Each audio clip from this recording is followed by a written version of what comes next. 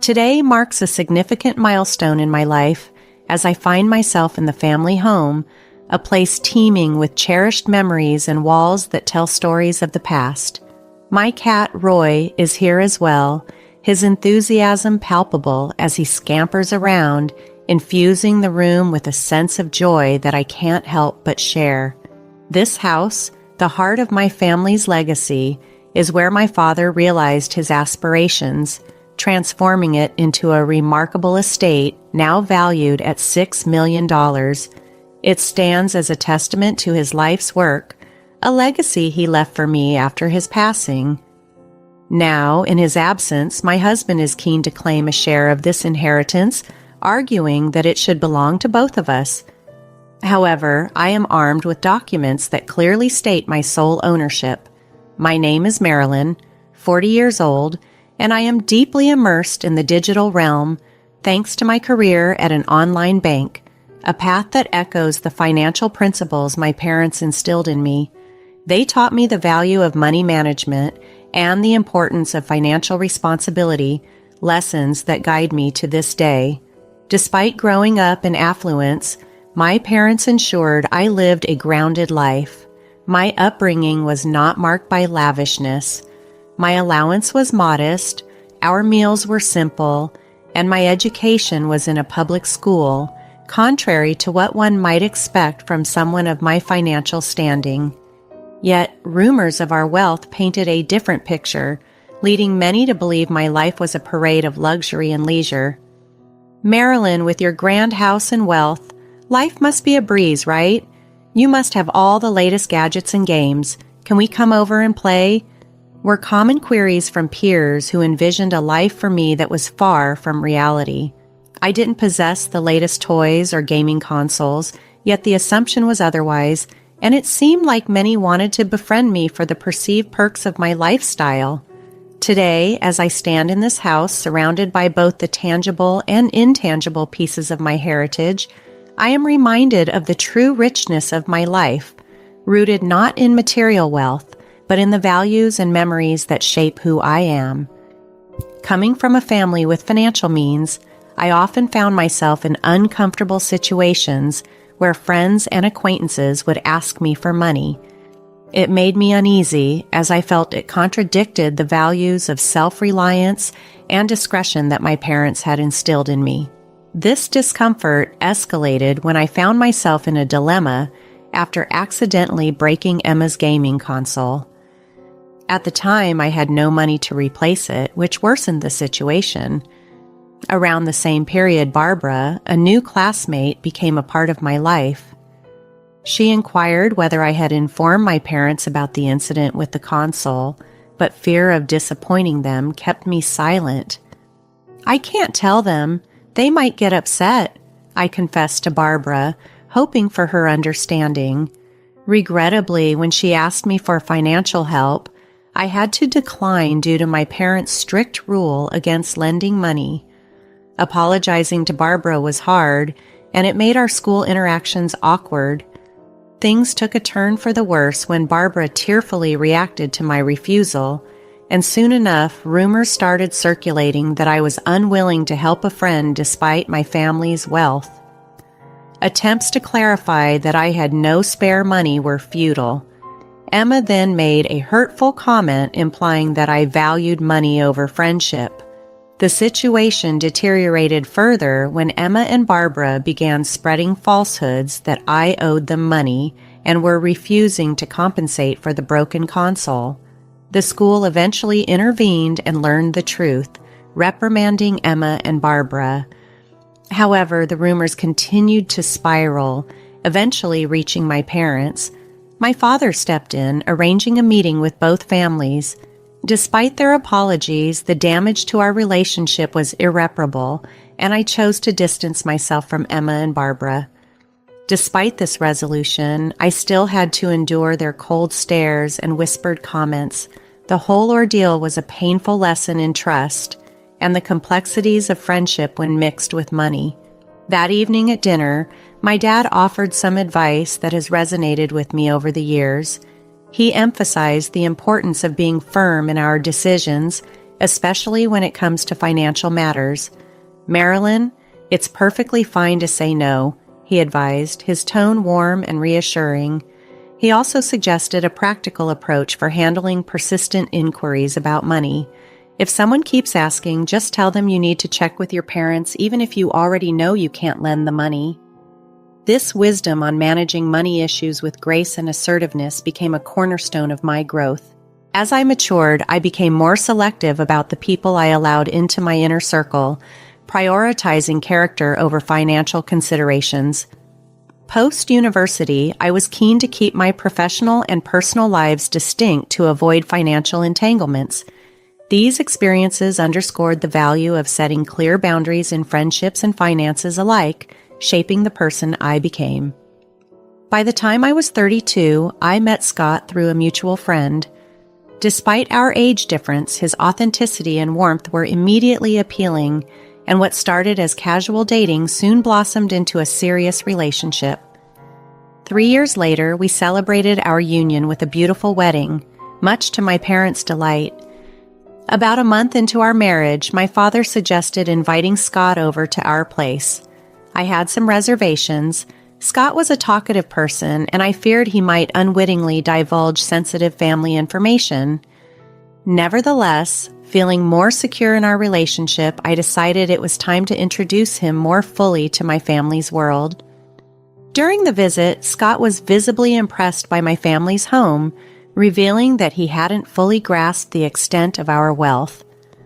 While the visit itself went smoothly, Scott's relentless questions about our financial status during our drive home made me uncomfortable, particularly because I wasn't very familiar with the specifics of our family finances myself.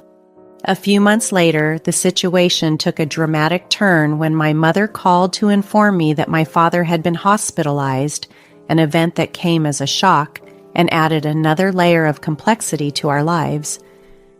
It was a shock to discover that my dad was unwell, especially since I hadn't been aware of any health issues. Reflecting on our last meeting, I remembered noticing that he seemed under the weather, and now guilt and worry overwhelmed me. When my mom and I visited him in the hospital that Saturday, despite his efforts to stay upbeat, it was clear he was struggling. He even apologized for what he felt was a burden on us, which was just so typical of his kind-hearted nature. The doctor's news that he had advanced pancreatic cancer, which had spread too far for surgery, hit us hard. It was hard to grasp how someone as health-conscious as my dad could fall so ill. Throughout his diagnosis, he remained strong, focusing on our happiness rather than his suffering, which brought tears to all of our eyes. Due to hospital regulations, only immediate family could visit, which saddened him as he hoped to create more happy memories with friends at home. This reminded us all of the vibrant life he had envisioned for us. I promised him that I would keep our home a place of joy, even in his absence. This promise became a cornerstone of how I coped with the situation. To honor my dad, I decided to renovate our family home, giving me something positive to focus on during such a difficult period. Scott, always so caring, expressed concern about the extent of my involvement, unaware of the additional challenges I was facing, like issues with our family estate that I had yet to disclose to him. When Scott inquired about my dad's condition, I finally opened up about all the difficulties we were facing. It was a relief to share the burden as I juggled work, hospital visits, and the flood of emotions that came with them. However, tension arose when Scott began to question the financial implications of my dad's illness and the status of the family estate. He even suggested we seek legal advice to prepare for any eventuality concerning my mom, which stirred up painful memories for me. My dad had always had a trusted lawyer, and the thought of diving into legalities at such a time felt incredibly raw and complicated. Scott's cautious approach to finances began to create tension in our relationship. This tension escalated a few months later when my father sadly passed away after a valiant fight against his illness. As we navigated the challenging period that followed, discussions about inheritance began to emerge within my family. I inherited a substantial property, a mansion valued at $6 million, which only heightened Scott's curiosity and involvement. Despite my efforts to keep him at a distance from these discussions, his excitement about moving into the mansion and his persistent questions about financial details took me by surprise.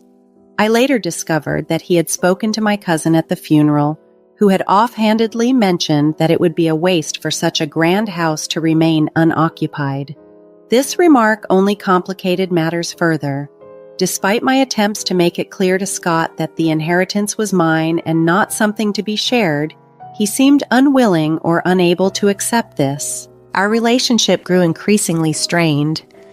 At my father's funeral, Scott was present but disengaged, not assisting with the memorial services or the subsequent legal matters.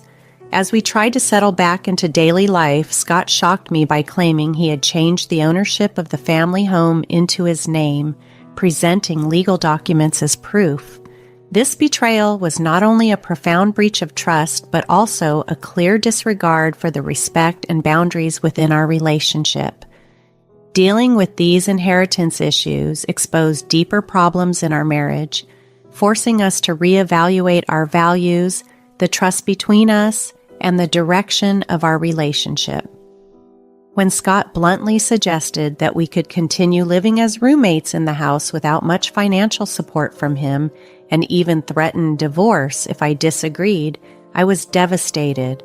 The magnitude of his actions and proposals was overwhelming. I pleaded with him to reconsider what he was doing, hoping he would see the emotional and relational turmoil his actions had caused. When Scott made the unilateral decision to change the ownership of our family home without my consent, he claimed he had consulted a lawyer. This revelation escalated our issues to the point where divorce seemed inevitable. I felt utterly betrayed and isolated, compelled to distance myself from the life and home I had shared with Scott. I couldn't fathom why Scott would take such drastic measures. It seemed that his perspective on money had shifted dramatically, impacting his action and our relationship negatively. The situation worsened the next day when Scott demanded the house keys, claiming ownership. His attempt to enter the house was thwarted by security, whom I provided with the legitimate ownership documents that affirm the house was indeed mine, a gift from my father. Upon seeing the proof, Scott was taken aback. He had entrusted a man named Frank to handle the legalities of changing the ownership and had paid him $410,000. Unfortunately, it turned out to be a scam. Frank was nowhere to be found, ignoring all of Scott's attempts to contact him. Scott's frustration soon turned towards me. He accused me of overspending and questioned my understanding of inheritance laws. Despite Scott's attempts to mend our relationship and his suggestions to give our marriage another shot, the trust we once shared was irreparably damaged. I had to ask the security guard to escort him off the property, marking the end of a painful chapter in my life. In the months that followed, I had ample time to reflect on everything that had transpired. This period of introspection helped me understand just how crucial trust and honesty are in a relationship. The ordeal with Scott, filled with deceit and betrayal, taught me to guard against letting financial matters cloud my judgment. During the first memorial service for my dad at our family temple, Scott made an unexpected appearance. Since our divorce, his life had taken a downward turn. He was unemployed and facing financial difficulties. This encounter was a stark reminder of how drastically our lives had diverged since the split. Seeing Scott at my dad's memorial service brought a mix of emotions. The people he had trusted had clearly failed him, and he stood there looking visibly distressed and out of place during such a solemn event. His attempt to apologize, though tearful, unintentionally caused a stir among my relatives. Despite his emotional state, I found it necessary to ask him to leave, and security had to intervene to ensure it was done. This was not only a difficult moment, but also a turning point for me. reinforcing my desire to move forward and leave our shared past behind. I decided it was time to move out of my parents' home, a decision I had been considering for some time. I found a new place to live, severing ties with Scott completely. Meanwhile, Scott continued to visit the property which my mom and I had transformed into a rental villa. This new venture allowed us to turn a family property into a source of joy and retreat for many visitors. On his part, Scott appeared to be making positive strides. He secured a new job and seemed dedicated to starting anew. Transforming our family home into a rental villa not only fulfilled my dad's vision, but also created a warm and inviting space for guests from various backgrounds. Known for its stunning views and beautiful garden, the villa quickly gained popularity. We hosted a range of events from intimate weddings to large family gatherings. Working alongside my mom on this project brought us closer and filled us with joy. As the villa's success grew, we decided to enhance it further. We added a swimming pool, a cozy outdoor lounge, and a playful area for children. Each new addition made the villa even more appealing, turning it into a beloved destination for relaxation and celebration, symbolizing a new chapter of growth and happiness for us. Our dedication to ensuring that our guests had a fantastic experience at the villa paid off, as it quickly became a favored destination for those seeking a peaceful retreat and memorable experiences. This project was more than just a business venture. It was about fulfilling my father's dream and creating cherished memories for everyone who visited. Taking care of the villa's garden brought me immense joy and satisfaction. Transforming our family home into a vibrant place where people could gather, have fun, and create lasting memories filled me with pride.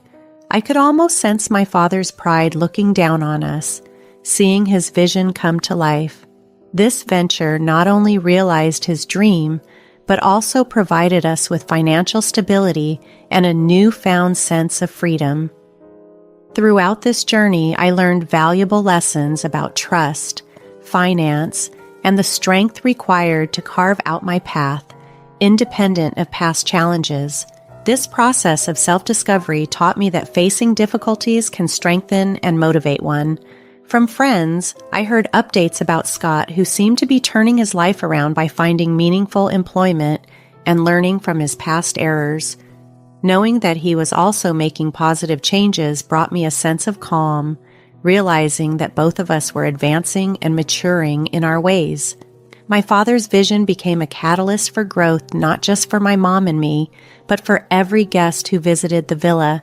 It turned into a hub of joy and celebration, a sanctuary where people could forge lasting memories. The success of the villa stands as a tribute to my father's vision, embodying the values of resilience and diligent work. Through this endeavor, we've created much more than just a place to stay. The villa has become a beacon of happiness, a place for crafting memories, and a testament to the idea that dreaming big and working hard can lead to remarkable outcomes.